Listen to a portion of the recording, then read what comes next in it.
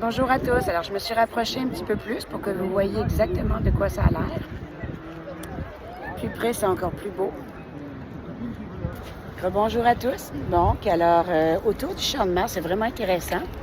Vous avez plein de petites boutiques souvenirs, donc pas besoin d'aller très loin.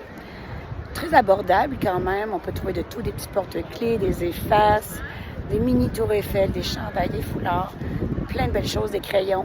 C'est magnifique de se promener ici. Franchement, il faut venir à Paris. Si vous venez à Paris, ne manquez pas de venir ici. Ça vaut vraiment la peine. Donc, nous avons fait le quartier Montmartre hier. Ce matin, nous avons fait le musée Grévin qui était fascinant. Nous avons fait maintenant le Champ de Mars, la Tour Eiffel, et puis ensuite, ce sera le bateau mouche. On se retrouve. Bonjour à tous. Alors, je me gâte un petit peu. Je me suis arrêtée dans une belle boulangerie-pâtisserie où il y a d'excellents croissants aux crèmes framboises. Regardez ça. Je vous en donne des nouvelles. On m'avait dit que c'était très, très bon. Bonjour à tous. Je viens de trouver beaucoup d'informations sur la Tour Eiffel. L'histoire de la Tour Eiffel. Je vous reviens avec ça. La radiodiffusion ancrée dans l'histoire de la Tour Eiffel.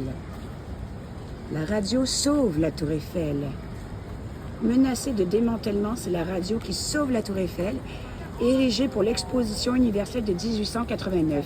Elle devait être démantelée en 1909, mais Gustave Eiffel, soucieux d'assurer un avenir à sa tour, chercha par tous les moyens à lui trouver un nouveau rôle. Pionnière dans la télégraphie sans fil et la radiodiffusion, la Tour Eiffel démontre son utilité et convainc l'armée, les scientifiques et le public de sa valeur stratégique et culturelle.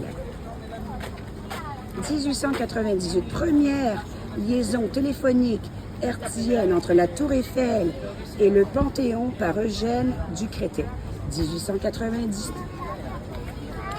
1903, le capitaine Gustave Ferrier installe une antenne au sommet de la tour, marquant un tournant pour la TSF, télégraphie sans fil.